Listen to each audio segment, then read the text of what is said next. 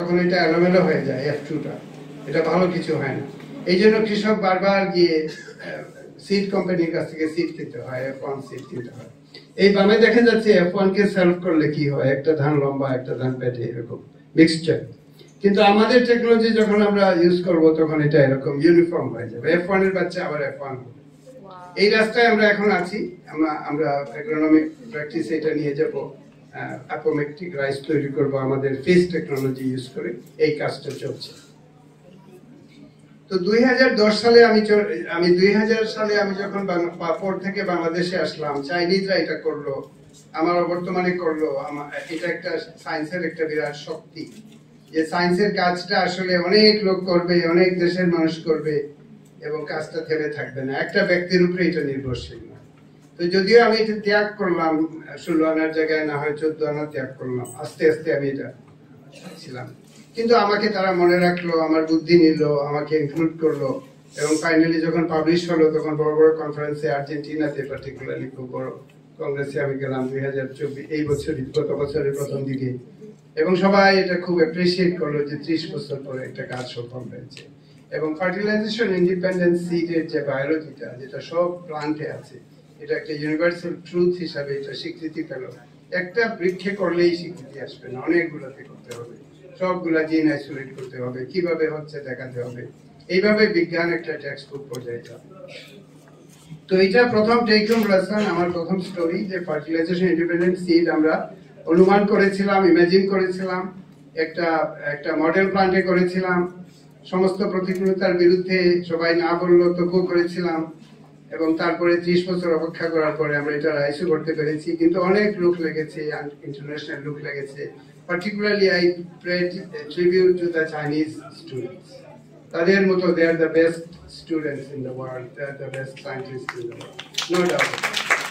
যে যেটাই বলুক না কেন, চাইনিজ ওয়ার্কফোর্সের যে কোয়ালিটি, যে ডেডিকেশন এবং একটা প্রাচীনকালীন একটা সভ্যতা এবং অভিনিবেশ এবং একাগ্রতা এবং শিক্ষককে সম্মান করা, এসব মিলিয়ে they are the ideal people in my opinion. তো আমি যে এই যে এটার কারণে গুসা করে আমি এখানে চলে আসলাম। হ্যাঁ, এটা আমার গ্রামের ছবি এবং বাম দিকে আমাদের ট্রেন, বিদেশের খুব ট্রেন লাইন আছে নাকি, আমাকে বেশি ভিলেজ বললেই ব্রিটিশরা বলে রেলওয়ে আছে নাকি, আমি বললাম হ্যাঁ রেলওয়ে, এই দেখা ট্রেন দেখা যাচ্ছে এবং একটা নদী আছে এবং নদীর একটা বাঁক আছে, ব্যান্ড ইন দ্য রিভার। আমরা যখন ড্রোন ক্যামেরা উড়ানো শুরু করলাম, এই গ্রামে আমি ছোটবেলা বড় হয়েছিলাম, কিন্তু এরকম একটা ভিউ কোনোদিন দেখিনি, কারণ আমাদের ওইদিকে কোনো প্লেন ফ্লাই করে না। তো এই যে একটা beautiful band in the river, এটাকে হর্সশু ব্যান্ড বলে, এবং এই হর্সশু ব্যান্ডের নদী যখন একদম প্রবল বেগে এসে অনেক সময় এই ব্যান্ডটাকে ইগনোর করে স্ট্রেট হয়ে যায়, তখন যে পরিত্যক্ত হর্সশুটা, এটাকে বলে বাওর, হাওর, বাওরের দেশ। হ্যাঁ, তো আমরা এটা বাওর হয় নাই এখনো, কিন্তু ভবিষ্যতে কোনো এক সময় 100 বছর পরে হয়তো বাওর হয়ে যাবে। তো এই বাওরের পাশাপাশি জায়গায় আমার পৈতৃক জমি, ফরচুনেট আমি যে আমার পৈতৃক জমিগুলো ছিল সেই 14শ শতাব্দী থেকে ত্রিপুরা রাজা থেকে পাওয়া আমাদের জমি, এটা এখন আমার কাছে রয়ে গেছে এবং এই জমিগুলোতে আমি রাইস ব্রিডিং শুরু করলাম এবং প্রথমে ওই ফিস ওইগুলা করলাম, আমি যা যা জানি সেগুলো করলাম। কিন্তু আমি ভাবলাম যে ফিস তো হয়ে গেছে, আরেকটা বিগ ড্রিম লাগবে, ফিস টাইপের একটা ড্রিম লাগবে, এবং সেটা আমি অনুমান করলাম যে মাল্টি হার্ভেস্ট রাইস। এবং মাল্টি হার্ভেস্ট রাইস কি কারণে, আমি এভলিউশনারি বায়োলজি রাইসের অনেক পড়লাম, আমি দেখলাম যে এই ধানগুলো সবসময় প্যারেনিয়াল ছিল। প্রাচীন মানুষ এটাকে পুষ মানানোর জন্য এটাকে ঋতুর অনুগত করলো, বোরো, আউশ এবং আমন করলো। তার মানে কি করলো, রাইসটা লাগালো, যেটা বোরোতে ফ্লাওয়ার করলো ওইটা রাখলো, ওইটার বীজ রাখলো, অন্যগুলা বীজ গায়েব করে দিল, আবার ওইটা করলো। এইভাবে এক ধরনের হ্যাবিচুয়েশন জেনেটিক্স, যেটাকে আমরা বলি সিলেকশন ব্রিডিং তো হয়তো সচেতন ভাবে করে নাই, কিন্তু সিলেকশন, এটার মাধ্যমে 3টা ঋতুর ধান বের করে নিয়ে আসলো প্রাচীন মানুষ। এটা কোনো বিজ্ঞানী করে নাই, বুড়ো ধান, আউশ ধান এবং আমন ধান। আমি যেহেতু এপিজেনেটিক্স এর ছাত্র ছিলাম, আমি ভাবলাম যে এটা করেছে একটা এপিজেনেটিক্স এর মাধ্যমে, এটা কোনো জেনেটিক্স এর মাধ্যমে করে নাই, কারণ জেনেটিক্স কি করে করবে, তাই না, অত ভেরিয়েশন তৈরি করতে পারে। এটা আমার একটা ওয়ার্কিং হাইপোথেসিস ছিল, এটা আমি পাবলিকলি তো বলি নাই। তার মানে এটা ডিপ্রোগ্রাম করা যাবে, তার মানে যেটা হয়ে গেছে একভাবে হ্যাবিচুয়েশনের ফলে, এটাকে আবার ফিরিয়ে এনে এটাকে বলে ডোমেস্টিকেশন হয়েছে, যার ফলে ঋতু হয়েছে, বর্ষা হয়েছে, বুড়ো হয়েছে, আউশ হয়েছে, এবং এটার পাশাপাশি সমাজে পরিবর্তন হয়েছে যে জমির মালিকরা বড়লোক হয়ে গেছে হঠাৎ করে। তারা সেই ধানকে গোলায় ধান, ওই যে বিএনপির সিম্বলের মতো ধানের ছড়া হয়, ধান কিন্তু এরকম ছড়া করার হয় নাই কোনো, এটা মানুষ সিলেক্ট করেছে। আগে ধানের ওই পুরোনো ধানগুলোতে একটা সোম লাগানো থাকে, অন বলে, হেলিকপ্টারের মতো পাকলে উড়ে চলে যায়, ওটা কোথাও থাকে না, ওটা মানুষের খাওয়ার জন্য থাকে না। এটা মানুষ সিলেক্ট করে ওইটাকে একটা মিউটেশনের মাধ্যমে এটাকে করেছে যাতে শ্যাটারিং না হয়, আরেকটা করেছে যাতে অনটা চলে যায়। এইভাবে প্রাচীন মানুষ থ্রু সিলেকশন ব্রিডিং হাজার বছর ধরে, 10-15,000 বছর আগে ধানকে ঋতুর অনুগত করেছে এবং ধানকে ছড়া বানিয়েছে। তো আমি ভাবলাম এগুলো সবই আপেক্ষিক, এগুলো সব কিছু গায়েব করে দেওয়া যাবে, ডিপ্রোগ্রাম করা যাবে, এরকম একটা বিশ্বাস থেকে আমি শুরু করলাম। এবং প্রথমে কি করলাম, এখন আমি দেখাই এখানে একটু ছবির মাধ্যমে। এরকম, এটা হচ্ছে পঞ্চব্রীহির একটা মাঠ, এখানে আমাদের এই টি শেপ একটা জায়গায় ড্রোন থেকে দেখা যাচ্ছে পেকে গেছে। কেন পেকে গেছে? যে এটা দ্বিতীয় ফসল, প্রথম একটা ফসল আমরা পেয়েছি, এটা দ্বিতীয় ফসল, কিন্তু কৃষকরা, সাধারণ কৃষকরা পাশে গ্রিন কার্পেটের মতো এটা মাত্র তারা লাগিয়েছে।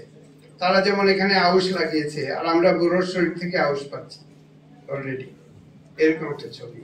আর বাবে দেখা যাচ্ছে যে পদ্ধতিটা আমরা করলাম, আমরা হাজার হাজার ধানকে মাঠে, বিশাল মাঠে, তাই না, 100 বিঘা জমির মধ্যে আমরা সিলেকশন করলাম।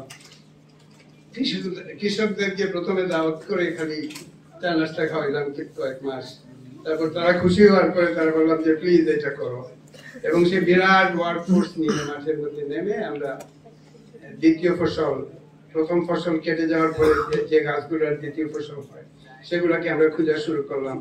তারপর আবার সেই মাইনরিটি 1000-এ একটা, 10,000 একটা, যেটা তৃতীয় ফসল দেয়, তাকে খোঁজা শুরু করলাম। এটা কনভেনশনাল জেনেটিক যে বুঝে, ব্রিডিং বুঝে সবাই জানে কি করলাম, কিন্তু অনেকদিন ধরে করলাম, এরকম টানে দেখা যাচ্ছে 10 বছর ধরে এটা করলাম। করার পরে যে রাইসটা হলো, ওইটাকে কলকাতায় গিয়ে একটা টক দিলাম, প্রেসিডেন্সি ইউনিভার্সিটির 200th অ্যানিভার্সারি, আমাকে দাওয়াত দিল।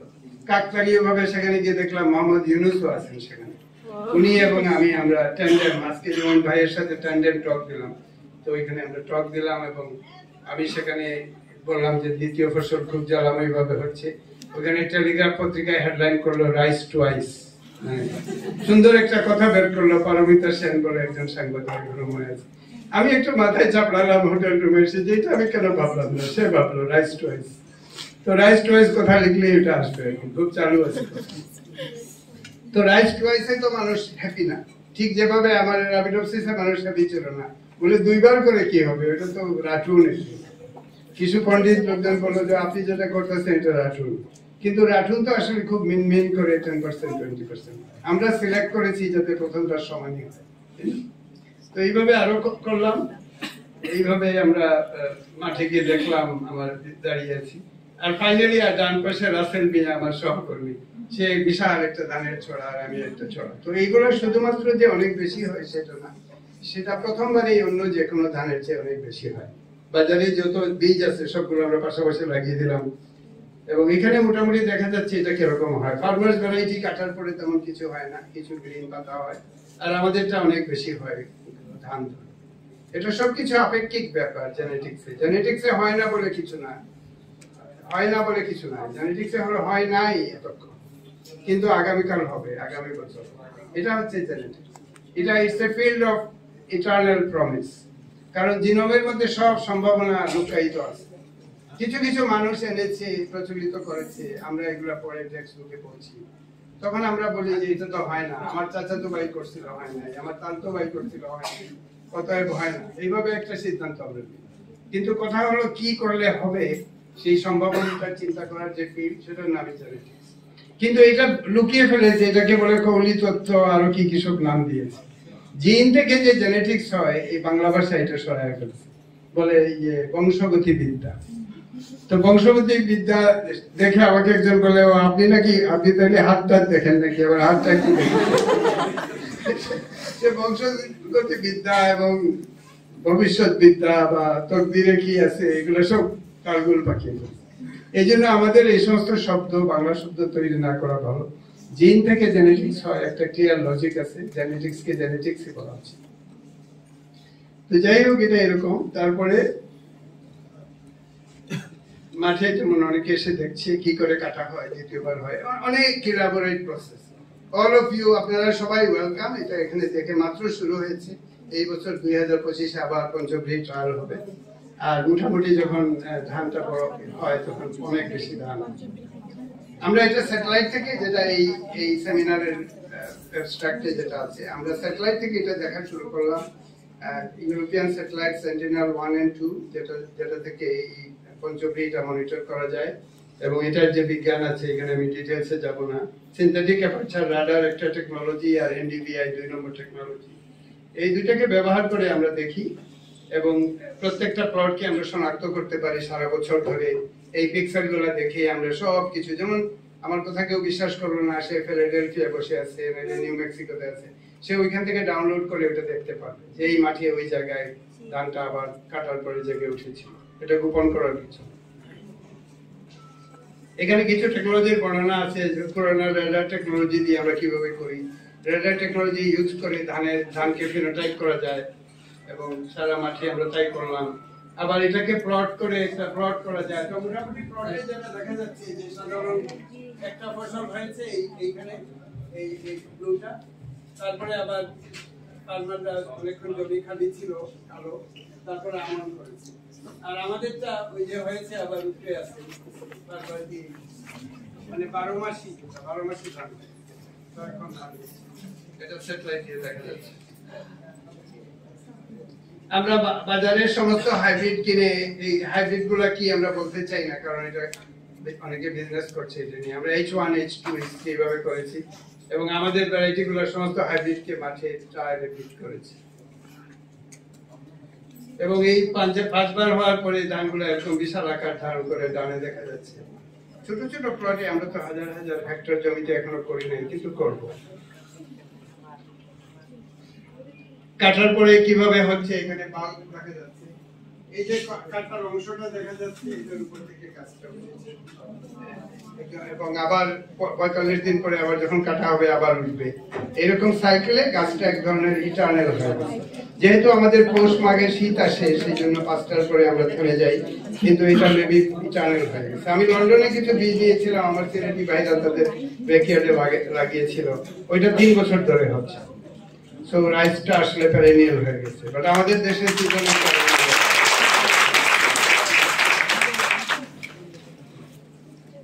এখানে একটু ভেঙে আমরা যে একটা গাছে একটা পেলিকলে কিভাবে এইভাবে প্লট করেছি। তো এটা একটা কন্ট্রোল, যেটাকে বিআর 28 বলে। এটা কাটার পরে এরকম 1 কাট 2 কাট কমে যাচ্ছে। আমাদের তো আমার উপরের দিকে আছে। কোন কোন ভ্যারাইটি 0 সমান হয়, কোনটা 0 থেকে 50%। আরেকটা ফিনোমেনন আমরা ডিসকভার করলাম যে 0 কাট, আবার এটা কন্ট্রোল বিআর 28। তো এক কাটের পরে তো কমলো, আমাদেরটা সেকেন্ড কাটে আবার বেড়ে যায়, বাউন্স ব্যাক। এই কারণে এটা পঞ্চব্রী চরিত্র মোটামুটি একটা 2 কাটার পরে যে বেড়ে যাওয়ার যে সক্ষমতা, সেটাই পঞ্চব্রীকে ডিস্টিংগুইশ করে অন্য ভ্যারাইটি থেকে। তো যেভাবে আমরা ফিজ করেছিলাম, ভিত্তিহীন বীজ করতে পারে, একটা ভিতরে একটা ডিএনএ চেঞ্জ করেছি, তো তাই না? ব্রিডিং এর ফলে এটা হয়েছে, এপিজেনেটিক স্ট্রেস দিয়েছি, সেজন্য হয়েছে। কি হয়েছে জানি না, কি কারণে পঞ্চব্রী হয়, কয়েকশো পঞ্চব্রী করে ফেলেছি, কিন্তু কি কারণে হয় জানি না, এটা জানতে হবে।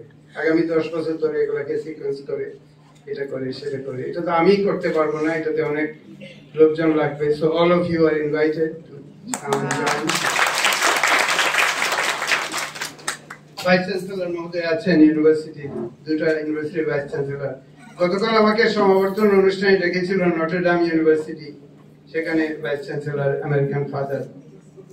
কয়েকটা ইউনিভার্সিটির এগ্রিকালচার এবং বায়োটেকের ছাত্ররা যদি এটা করে, তাহলে কয়েকশো ভ্যারাইটিকে স্টাডি করে, ওগুলোর সমস্ত জিনকে আমরা আইসোলেট করে, সেই জিনগুলা কি সেটা প্রকাশিত করে, এটা বাংলাদেশ রাষ্ট্রের জন্য একটা বিজ্ঞানের একটা প্ল্যাটফর্ম হতে পারে যদি সবাই এগিয়ে সেটা করে।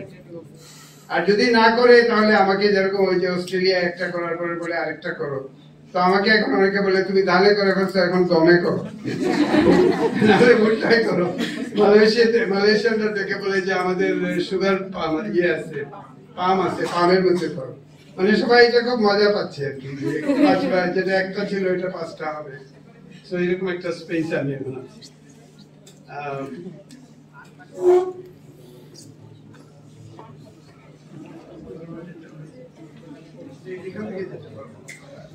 একদিন আমি এটা করি নাই, ধান খুলবো কেন? আমার গ্রামের লোক বলে আপনি খোঁড়াখুড়ি করেন কেন? আপনি আপনার জাল পেয়ে গেছেন, জাল নিয়ে পারি যান, এখন জমিরে করতেছেন কেন? তাই না? জমি করতেছি কারণ ক্লাইমেট মিটিগেশনের কথায় ফিরে আসি, যেটা আমি যে রাস্তায় আমি এখন যাচ্ছি, যেটা দিয়ে আমি শেষ করবো, সেটা হচ্ছে climate change is a major issue. তো যে ধানের, যে শস্যের, যে বৃক্ষের রুট বেশি, সে অতিরিক্ত CO2 শোষণ করে নিয়ে যাচ্ছে রুটের মাধ্যমে। যত বেশি রুট হবে তত সয়েল কার্বন সেকুয়েস্ট্রেশন হবে, মাটিতে কার্বন যাবে। তো আমার আইডিয়া আসলো যে এটা তো পঞ্চপ্রিয় হয়েছে, কিন্তু এটা রুটের অবস্থা কি? তো ঘুরে দেখি রুটের অবস্থা তো সাংঘাতিক, এটা তো জানতাম না। এই বাম দিকে হচ্ছে ফার্মারের 3টা ভ্যারাইটি, আর ডান দিকে হচ্ছে আমাদের পঞ্চপ্রিয় গুলা, এনর্মাস রুট, 100 গুণ বেশি ওজনে, 100 গুণ বেশি রুট। আবার এখানে দেখা যাচ্ছে মাটিতে বাম দিকে যেমন সয়েল কার্বন অনেক বেশি, এগুলো হচ্ছে random farmer variety, soil carbon 1% ও নাই, আর আমাদের গুলো কার্বন অনেক বেশি। আমরা 3 বছর ধরে করছি, অনেকগুলো স্যাম্পল নিচ্ছি, স্ট্যাটিস্টিক্যালি সিগনিফিক্যান্ট। হঠাৎ একটা গাছে কার্বন দেখালে তো হবে না, অনেক করতে হবে, এটা করেই যাচ্ছি, এটা আমাদের 4th ইয়ার।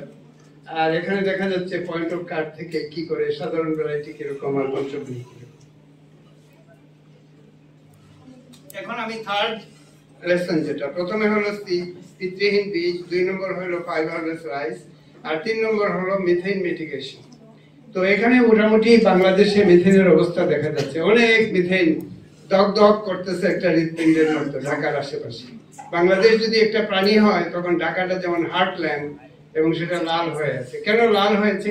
ট্রপোমি স্যাটেলাইট সেন্টিনেল-5 মিথেন মাপতেছে, এবং যত বেশি মিথেন তত বেশি লাল। এবং সবচেয়ে ভালো অবস্থায় আছে চিটাগং হিল ট্র্যাক্স, এখানে রাঙ্গামাটির ডিসি মহোদয় আছেন। আপনাদের CHT চিটাগং হিল ট্র্যাক্স এ মিথেন মিটিগেশন সবচেয়ে কম, বাংলাদেশের অন্যান্য সব জায়গায় মোটামুটি আছে, আর ঢাকার আশেপাশে এই টাঙ্গাইল, ঢাকা বেল্টে অনেক আছে। তো এটা কি করা যায়? এখন এটাকে মিটিগেট করতে হলে আমাদের যে, আমাকে দুটো প্যাটার্ন দেওয়া হয়, এই কাজে আমি এখন ডিটেইলস বলতে পারবো না।